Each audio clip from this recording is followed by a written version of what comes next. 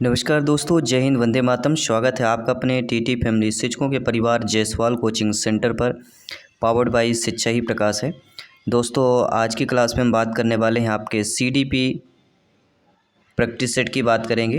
यह practice set number आपका 5th number practice set रहेगा, जिसमें आपके 30 क्वेश्चंस करेंगे आपके न्यू एग्ज़ाम पैटर्न के अकॉर्डिंग और सिलेबस के अकॉर्डिंग, पिछले ईयर में पूछे गए प्रश्नों के अकॉर्डिंग। जो अक्सर एग्जाम में पूछे जाते हैं उन टॉपिक्स के प्रश्नों को कवर किया गया। तो सभी लोग ध्यानपूर्वक समझिएगा, जिनको सीडीपी में सपना है 30 में से 30 लाना। जायसवाल सर आप सभी का अभिनंदन, स्वागत करते हैं। बाकी सभी प्रैक्टिस सेट चल रहे, जिसका आई बटन पे प्लेलिस्ट भी आप सभी लोगों को मिल जाएगा।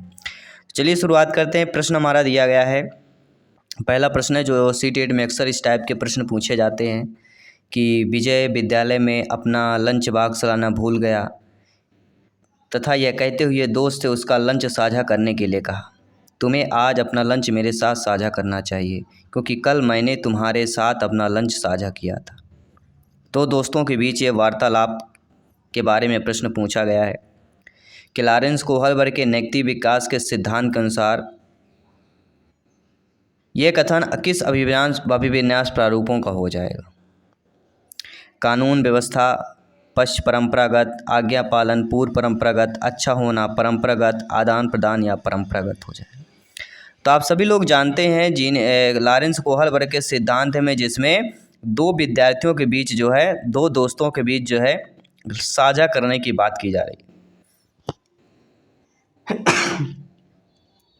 तो यहाँ पे जो राइट ऑप्शन हो जाएगा वह होगा आदान प्रदान परंपरागत हो जाएगा। लॉरेंस कोहलबर्ग एक अमेरिकी मनोवैज्ञानिक, इन्होंने बच्चों के साथ जो है 20 साल तक एक विशेष प्रकार का जो है प्रयोग इन्होंने किया है और बताया है। तभी इन्होंने पूर्व परंपरागत अवस्था, जिसे हम प्री इन्वेंशन स्टेज की बात करते हैं, फिर दूसरा परंपरागत अवस्था और तीसरा आता है उत्तर परंपरागत। 3 होते हैं, तीनों में अक्सर एग्जाम में प्रश्न पूछे जाते हैं। अगला प्रश्न क्या है कि समाज में विभिन्न लिंगों के लिए उपयुक्त मानी जाने वाली प्रारूपिक विशेषताओं के बारे में जन सामान्य की अवधारणाओं को क्या कहते हैं। जेंडर विभेदीकरण, जेंडर भूमिकाएं, जेंडर पहचान या जेंडर रूढ़वादिताओं की बात की जा रही। सभी लोग कमेंट कीजिएगा मेरे प्यारे प्यारे brothers and sisters and teachers and अध्यापक अध्यापिकाएं। तो समाज में विभिन्न लिंगों के लिए जो उपयुक्त की जाने वाले प्रारूपों और विशेषताओं के बारे में जन सामान्य की अवधारणा जिसे कहते हैं, किसे कहा जाता है, सभी लोग बताइएगा। और वह क्या हमारी कहलाती है,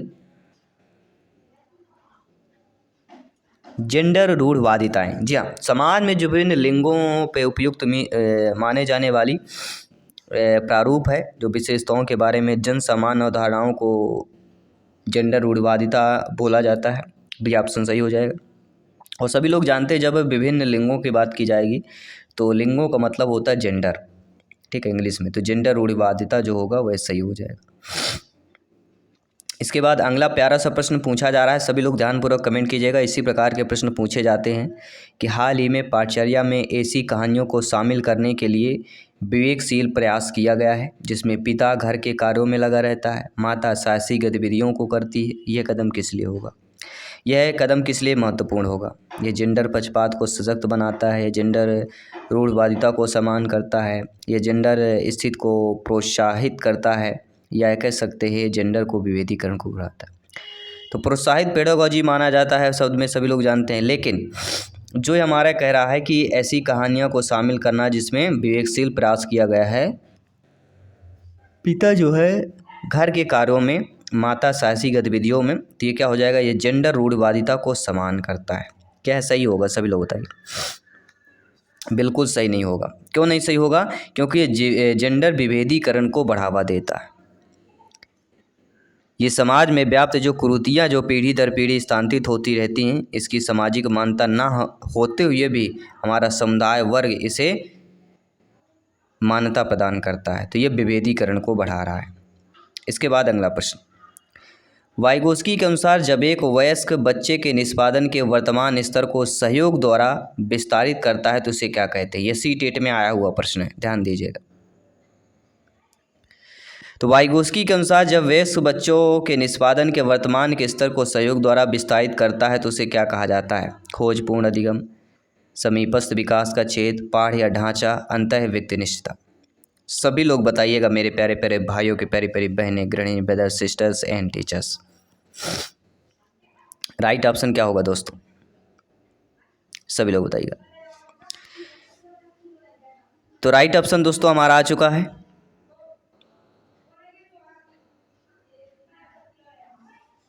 और वह हमारा कौन सा होगा? पाढ़ या ढांचा इज द राइट आंसर। पाढ़ या ढांचा किस लिए हो जाएगा? सभी लोग बताइए। क्योंकि वाइगोस्की ने अधिगम के क्षेत्र में समीपस्थ विकास का क्षेत्र, जोन ऑफ प्रॉक्सिमल डेवलपमेंट का सिद्धांत दिया है। समीपस्थ विकास का क्षेत्र दिया है ना, सभी लोग जानते हैं। लेकिन वह क्षेत्र जो बालक के सीखने से संबंधित है, तो इसमें बालक की कौशल युक्त व्यक्ति की सहायता से संबंधित हो जाएगा। तो बालक के संज्ञानात्मक विकास के लिए कौशल युक्त व्यक्ति की सहायता को वाइगोस्की ने क्या कहा है? स्कैफोल्डिंग। क्या कहा है दोस्तों? स्कैफोल्डिंग कहा है। और इसी को ही क्या बोला जाता है? पाढ़ या ढांचा।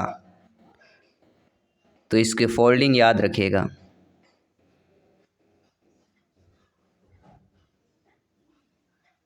ठीक है, चलिए आइए बात करते हैं अगले प्रश्न की। बहुत ही लाजवाब प्रश्न, ये भी आपके CTET में आया हुआ प्रश्न है। जीन पियाजे जी के संज्ञानात्मक विकास के सिद्धांत के अनुसार परिकल्पित निगमनात्मक तर्क की अवधि में विकसित होता है। क्या होता है? संवेदी, चालक, पूर्व संक्रियात्मक, मूल संक्रियात्मक, अमूल संक्रियात्मक। प्रश्न को समझने से ज़्यादा क्या समझना इंपॉर्टेंट है? पियाजे जी संज्ञानात्मक विकास से सभी लोग जान गए, लेकिन परिकल्पित निगमनात्मक तर्क की अवधि को विकसित पूछा जा रहा है। तो परिकल्पित शब्द आया, निगमनात्मक भी आया है, अर्थात अमूर्त संक्रियात्मक अवस्था हो जाए, क्योंकि निगमनात्मक तर्क यहाँ पे दिया गया है। 4 अवस्थाएं, संवेदी, पेशी, पूर्व संक्रियात्मक, मूर्त और औपचारिक होता है, और 11 से 15 अवस्था तक होती है। इसी अवस्था में बच्चा जो है निगमनात्मक तर्क जो है विकसित हो जाता है। तो विकसित शब्द दिया गया, इसलिए चौथी अवस्था हो जाएगी। अगला प्रश्न है कि किसके अनुसार बच्चों के चिंतन के बारे में सामाजिक प्रक्रियाएं तथा सांस्कृतिक संदर्भ के प्रभाव को समझना आवश्यक होता है? लॉरेंस कोहलबर्ग, जीन पियाजे जी, लेव वाइगोस्की, अल्बर्ट बंडूरा। तो बच्चों के चिंतन के बारे में सामाजिक प्रक्रिया और सांस्कृतिक संदर्भ के प्रभाव को समझना, जहाँ सामाजिक और सांस्कृतिक जब दोनों शब्द आते हैं, जहाँ पे दोनों शब्द होते हैं, तो हमारा लेव वाइगोस्की होता है। तो किसके अकॉर्डिंग? लेव वाइगोस्की के अकॉर्डिंग, लेव वाइगोस्की के अनुसार बच्चों के चिंतन के बारे में सामाजिक प्रक्रिया, सांस्कृतिक संदर्भ के प्रभाव को समझना आवश्यक हो जाता है। आइए बात करते हैं साथियों अगले प्रश्न की। पियाजे जी के संज्ञानात्मक विकास के सिद्धांत से निहितार्थ निकालते हुए एक ग्रेड 6 से 8 के शिक्षक को अपनी कक्षा में क्या करना चाहिए? अब कक्षा कौन सी है? 6 से 8 है, वो भी एक ग्रेड की बात करें तो एक ग्रेड में 6 से 8 शिक्षक को अपनी कक्षा में क्या करना चाहिए? आप सभी शिक्षक हैं, आप सभी भावी अध्यापक अध्यापिका हैं, जब आपकी नियुक्त होगी आप सोचिए क्या कैसा कार्य होना चाहिए। तो ऐसी समस्याएं प्रस्तुत करनी चाहिए जिसमें तर्क आधारित समाधान की आवश्यकता होती। किससे हो गए? तर्क आधारित, क्योंकि एक ग्रेड के 6 से 8 को अपनी कक्षा में करना है, इसलिए तर्क आधारित ज़्यादा इंपॉर्टेंट हो जाता है। आइए बात करते हैं अगले प्रश्न की। हार्वर्ड गार्डनर के बहुभुज सिद्धांत के अनुसार तार्किक गणितीय बुद्धि वाले एक व्यक्ति की क्या विशेषता हो सकती है? अब हार्वर्ड गार्डनर का कहना है, बुद्धि से सिद्धांत से प्रश्न है, बुद्धि के चैप्टर से 50 प्रश्न हम ऑलरेडी कर चुके हैं जो इम्पोर्टेंट। अगर आपने वो क्लास वीडियो नहीं देखा तो जाइए देखिएगा ज़रूर। लाटेस्ट वीडियो के ऑप्शन में जाइए, अभी रिसेंटली 4 से 5 दिन पहले ही हमने उस क्लास को कंप्लीट किया है। तो गार्डनर ने बहुबुद्धि के सिद्धांत के अनुसार तार्किक गणितीय बुद्धि वाले एक व्यक्ति की क्या विशेषता हो सकती है? अब तार्किकता की बात आई है, ठीक है। जहाँ पर तार्किकता की बात आती है तो आप सभी लोग जानते हैं कि तार्किकता में क्या हो सकता है। तो तार्किकता मतलब होता है पैटर्न खोजने की, एक तर्क की लंबी श्रृंखला को हल करने की क्षमता और संवेदनशीलता। पैटर्न मतलब क्या हो गया? तार्किक का मतलब ही होता है तार्किक गणितीय बुद्धि वाले व्यक्ति की विशेषता। तो तार्किक रूप से गणितीय बुद्धि वाले की विशेषता क्या हो सकती है? जो पैटर्न को खोज सके, उसकी तर्क लंबी श्रृंखला हो करने की क्षमता और संवेदनशीलता जिसके पास होगी। अगला प्रश्न है साथियों, वह प्रक्रिया जिसके द्वारा बच्चे आदत, कौशल, मूल्यों तथा अभिप्रेरणा को विकसित करते हैं, जो उन्हें समाज का जिम्मेदार क्रियाशील सदस्य बनाती है, उसे क्या कहा जाता है? अब आप सभी लोग जानते हैं, जिसमें बच्चों की आदतें, कौशल, मूल्य, अभिप्रेरणा को विकसित किया जा रहा हो, तो वह क्या हो सकता है? तो आप सभी लोग जानते हैं वह समाजीकरण ही हो सकता है। उन्हें समाज का जिम्मेदार क्रियाशील सदस्य मानती है, तो समाज का मानना ही है, तो समाजीकरण ही होगा। ठीक है। विकास में कितनी चीज़ें, 3 चीज़ें इंपॉर्टेंट है। अगर विकास शब्द है तो विकास शब्द में हमारा आ जाता है संस्कृति, सामाजिक संपर्क और भाषा। ये 3 चीज़ें विकास के लिए ज़रूरी है। संस्कृति हमारी, सामाजिक संपर्क होना चाहिए और भाषा। ठीक है। आइए बात करते हैं आपके अगले प्रश्न की। प्यारा प्रश्न दिया गया है, प्यारा सा फीडबैक करना है कि मानव विकास के संदर्भ में आनुवंशिकता तथा पर्यावरण की भूमिका के बारे में निम्नलिखित कथनों में कौन सा सही दिया गया है? अब यहाँ पे हमें आनुवंशिकता और पर्यावरण की भूमिका को ध्यान देना है। ठीक है। तो आनुवंशिकता पर्यावरण भूमिका का मतलब क्या होता है कि आनुवंशिकता एवं पर्यावरण दोनों एक जटिल पारस्परिक क्रिया के रूप में मानव विकास को क्या करते हैं? प्रभावित करते हैं। डी ऑप्शन इधर राइट आंसर हो जाएगा, क्योंकि मानव विकास के संदर्भ में आनुवंशिकता का जो प्रभाव होता है वह आनुवंशिकता के प्रभाव पर वृद्धि पर प्रभाव पड़ता है। पड़ता कि नहीं पड़ता, सभी लोग बताइए। वृद्धि पर प्रभाव पड़ेगा, चरित्र पर पड़ेगा, बुद्धि पर पड़ेगा, आनुवंशिक विकार युक्त की बात करेंगे, शारीरिक अंतर का प्रभाव, मानसिक विकास पर प्रभाव, व्यक्तित्व पर प्रभाव, ये सारे आ जाते हैं। अगला प्रश्न बहुत अच्छा प्रश्न है कि एक प्रगतिशील कक्षा में क्या संभावनाएं हो सकती हैं, क्या किया जा सकता है? तो आप सभी एक चीज़ याद रखिएगा, माइंड की मेमोरी में सेव कर लीजिएगा। जहाँ पर प्रगतिशील कक्षा की बात हो रही, मतलब विद्यार्थी के द्वारा ज्ञान की संरचना की जाती है। किसके द्वारा? प्रगतिशील कक्षा का मतलब विद्यार्थी द्वारा ज्ञान की संरचना। ये पॉइंट आपको ध्यान देना है। अगला, सतत एवं समग्र मूल्यांकन में क्या शामिल होता है? सतत मतलब लगातार, समग्र मतलब पूरा, लगातार संपूर्ण मूल्यांकन अगर हो रहा तो इसमें क्या क्या चीज़ें शामिल हो सकती हैं? देखिए, लगातार, सतत और समग्र मूल्यांकन भारत के स्कूलों में मूल्यांकन के लिए लागू एक नीति है, जिसे 2009 में आरंभ किया गया है। सतत का अर्थ ही होता है कि छात्रों की वृद्धि और विकास पक्षों का मूल्यांकन करना। इसलिए यहाँ पे विविध प्रकार की रणनीतियों का प्रयोग करते हुए दोनों को संरचनात्मक, संकल्पनात्मक आकलन का प्रयोग करना इज द राइट आंसर। तो सतत और समग्र मूल्यांकन में क्या शामिल होता है? D option is the right answer हो जाएगा। अगला प्यारा सा प्रश्न दिया गया कि आपकी कक्षा के एक विद्यार्थी को विभिन्न स्रोतों से बार बार यह बताया गया है कि उसके सामाजिक वर्ग के लोग शैक्षिक क्षेत्र में निम्न स्तरीय प्रदर्शन करते हैं। इस रूढ़िवादिता एवं परिमाणिक रूढ़िवादिता आशंका के प्रभाव को कम करने के लिए एक शिक्षक को क्या पहल करनी चाहिए?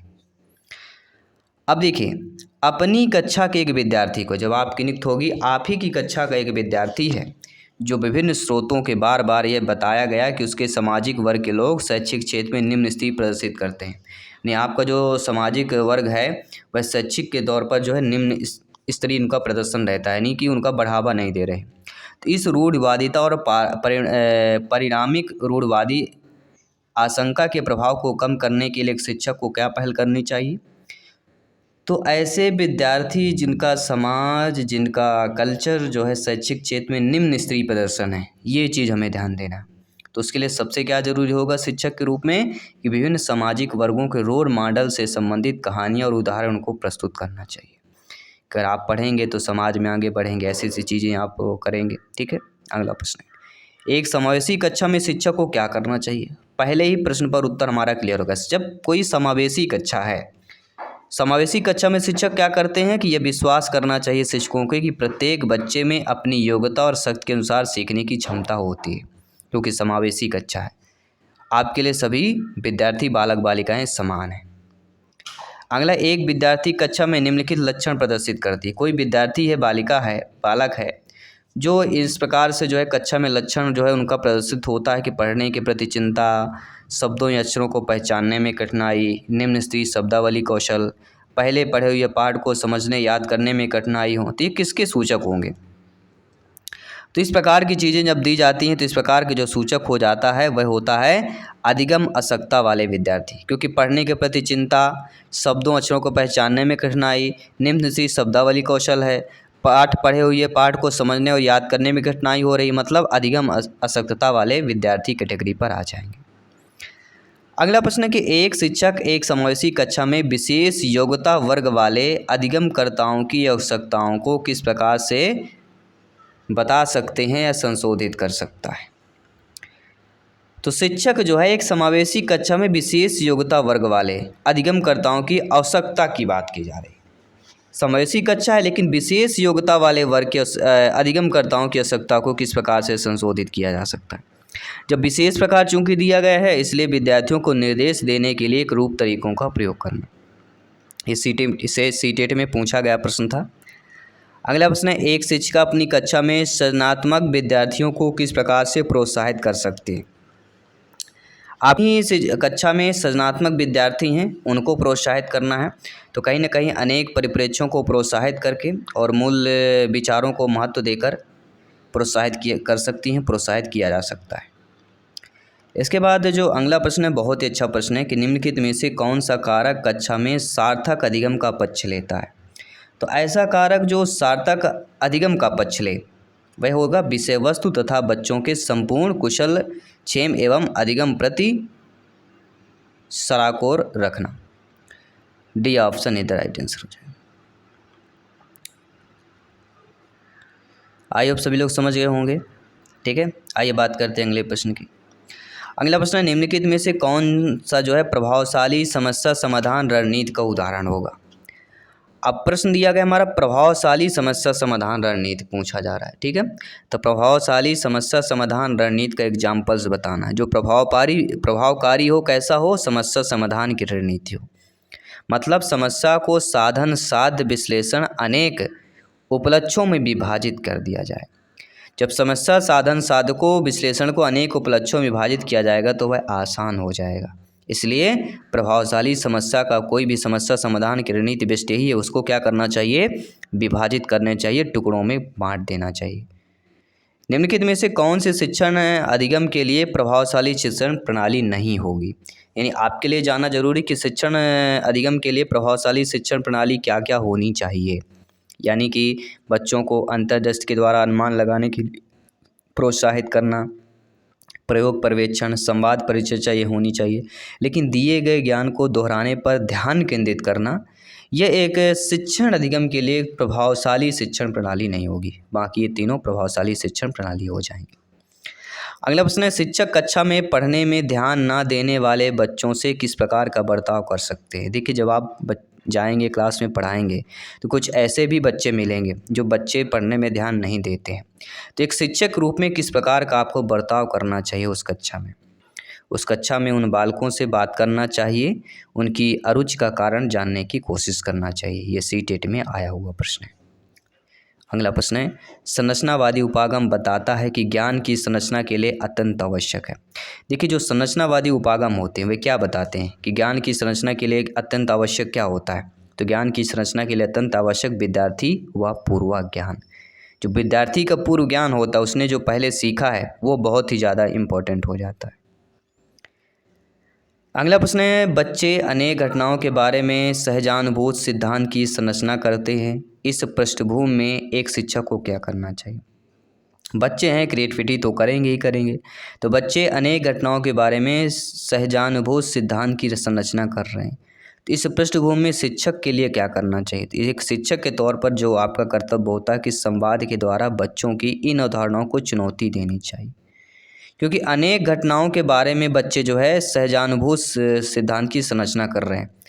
इसलिए आपको उनको साथ देना चाहिए और ऐसा ही कंसेप्ट चुनकर, सब्जेक्ट चुनकर उन पर जो है प्रतिक्रिया जानना चाहिए, उनकी सोच को जानना चाहिए, उनकी क्रिएटिविटी को इंक्रीज करना चाहिए। अगला संज्ञान एवं संवेग के बीच किस प्रकार का संबंध होता है, रिलेशंस होते हैं। अब संज्ञान और संवेग की बात की जा रही है तो आप सभी लोग जानते ही होंगे कौन होगा कि द्विदिशी दोनों के बीच एक गतिशील पारस्परिक क्रिया होती। ये दोनों क्या है, संज्ञान और संवेग, ये द्विदिशी है और इन दोनों के बीच क्या होता है, गतिशील पारस्परिक क्रिया होती। अगला प्रश्न, इनमें से कौन सा कारक है जो अधिगम को प्रभावित करता है? 4 कारक दिए गए। विद्यार्थी की अभिरुचि, विद्यार्थी का सामवेगिक स्वास्थ्य, शिक्षा स्तरीय रणनीतियाँ, विद्यार्थी का सामाजिक सांस्कृतिक संदर्भ। देखिए साथियों, ऐसा कारक जो अधिगम को प्रभावित करे। अधिगम मतलब सीखना। तो सीखने के लिए क्या क्या आपका देखिए, विद्यार्थी की अभिरुचि भी इम्पोर्टेंट है, विद्यार्थी की सामवेगिक स्वास्थ्य भी जरूरी है, शिक्षा शासकीय रणनीतियाँ भी जरूरी है, और इसके साथ साथ विद्यार्थी का सामाजिक और सांस्कृतिक संदर्भ भी जरूरी है। इसलिए सभी ऑप्शन, तो सभी किसमें दिया गया है, हम ध्यानपूर्वक देखेंगे। डी ऑप्शन में चारों दिए गए, इसलिए डी ऑप्शन को हम चयन कर लेंगे। अगला प्रश्न, निम्नलिखित में से क्या ज्ञान के सार्थक संरचना की प्रक्रिया का एक महत्वपूर्ण पहलू है? तो ज्ञान के सार्थक संरचना की प्रक्रिया के एक महत्वपूर्ण पहलू पूछा जा रहा है, और महत्वपूर्ण पहलू क्या हो सकता है, सभी लोग बताइए। वही महत्वपूर्ण पहलू आप सभी लोगों को बताना है। क्या पहलू महत्वपूर्ण हो सकता है? और वह हो सकता है उद्दीपन प्रतिक्रिया का संबंध। क्यों हो सकता है? क्योंकि थर्मोडायनामिक उद्दीपन अंगुरिया का सिद्धांत है। आपने पढ़ा होगा स्टिमुलस और रिस्पॉन्स, SR का सिद्धांत आपने पढ़ा होगा। S मतलब होता है स्टिमुलस जिसे हम उद्दीपक बोलते हैं, R मतलब रिस्पॉन्स जिसे हम अनुक्रिया बोलते हैं। तो ये दोनों का जो ज्ञान है, उद्दीपन प्रतिक्रिया का संबंध जो है, ऐसा ज्ञान जो सार्थक संरचना की प्रक्रिया का महत्वपूर्ण पहलू हो जाए। SR थ्योरी के नाम से भी जाना जाता है, तो प्रयास और त्रुटि के सिद्धांत भी कहा जाता है, जो कि थर्मोडायनामिक जी का है। तो कई बार पूछा जाता है, इन चीज़ों को भी आपको फोकस करना है, ध्यान देना है। अगला प्रश्न है, जब विद्यार्थी पुरस्कार पाने की इच्छा से बार बार किसी गतिविधि को करने का निर्णय लेता है जो कि प्रत्यक्ष रूप से उस गतिविधि से संबंधित नहीं होता है, तो ऐसी स्थिति में क्या संभावना उत्पन्न होती? देखिए, जब बालक बालिकाएं पुरस्कार पाने की इच्छा से बार बार किसी गतिविधि को करने का निर्णय लेते हैं कि ऐसा करेंगे तो हमें पुरस्कार प्राप्त होगा, सम्मानित किया जाएगा, एक बार में नहीं हो रहा तो 2 बार, 3 बार, 4 बार में करते हैं, तो ऐसी प्रक्रिया की संभावना की बात की जा रही। जब ऐसी प्रक्रिया का संभावना मतलब अधिगम के प्रति भौतिकवादी और अभिवृत्ति का विकास की बात की जा रही। भौतिकवादी और अभिवृत्ति की बात की जा रही। अगला प्रश्न यहाँ पे बहुत अच्छा प्रश्न यहाँ पे कि बाल्यावस्था की अवधि से अवधारणा से क्या अभिप्राय होता है? अवधि तो आप सभी लोग जानते हैं, बाल्यावस्था की 6 से लेकर 12 वर्ष तक होती है। 6 से 9 पूर्व बाल्यावस्था, 9 से 12 उत्तर बाल्यावस्था। तो बाल्यावस्था की अवधारणा का अभिप्राय पूछा जा रहा है। अवधारणा का अभिप्राय मतलब यही होता है कि समकालीन सामाजिक संरचनावादी मनोवैज्ञानिकों के अनुसार यह एक सामाजिक संरचना होती है। अवधारणा मतलब सामाजिक संरचना। इसमें आरंभिक विद्यालय की ओर बोला जाता है, सर्वाधिक गंदी अवस्था भी बोलते हैं, स्फूर्ति की अवस्था भी बोला जाता है, जीवन का अनोखा काल भी कहा गया है, मूल संक्रियात्मक अवस्था भी कहा गया है। ये सब तो बाल्यावस्था को मूल संक्रियात्मक अवस्था भी कहा गया है। इन चीज़ों पर भी आपको नोटिस कर लेना है, नोट कर लेना है, माइंड की मेमोरी में सेव कर लेना है। अगला प्रश्न है, निम्नलिखित में से कौन सी जो है मध्य बाल्यावस्था की विशेषता होगी? तो बाल्यावस्था की विशेषताएं जरूर पूछी जाती, और ख़ासतौर पर मध्य बाल्यावस्था की विशेषता आपको पता होना चाहिए कि बच्चे तार्किक मूल रूप से सोचना क्या करते हैं, प्रारंभ कर देते हैं। परिपक्व नहीं होते हैं, प्रारंभ कर देते हैं, क्योंकि यह अवस्था आपके 9 से लेकर 12 वर्ष तक होती है, 11 वर्ष तक होती, जो आपकी जीन पियाजे जी की मूल संक्रियात्मक अवस्था से संबंधित हो जाती है। अगला है इस प्रैक्टिस सेट का 30वां प्रश्न है कि परिवार एवं पास पड़ोस बच्चों के समाजीकरण की मनोवैज्ञानिक एजेंसी है, प्राथमिक एजेंसी है, मध्य एजेंसियाँ हैं या द्वितीयक एजेंसियाँ हैं? सभी लोग बताइए। इस प्रकार का इन चारों एजेंसियों से एक एजेंसी से संबंधित प्रश्न आएगा, सीटेट में हर बार पूछा जाता है। तो आपके बताना कि परिवार जो पास पड़ोस होता है, ये बच्चों के समाजीकरण की कौन सी एजेंसी होगी, यह आपको कमेंट करके बताना है। ठीक है, तो आई होप सभी लोग समझ गए होंगे। और 30 में से आपका स्कोर कितना रहा, 30 में से आपने कितने आंसर सही दिए, ये भी आपको कमेंट करके बताना है। और डेली 7 to 7:30 PM में हमारी क्लास होती है, लेक्चर होता है, जो ज्वाइन कर सकते हैं, क्लास को रिवीजन कर सकते हैं, प्रिपरेशन कर सकते हैं, इस बार से टेट एग्ज़ाम को फतेह कर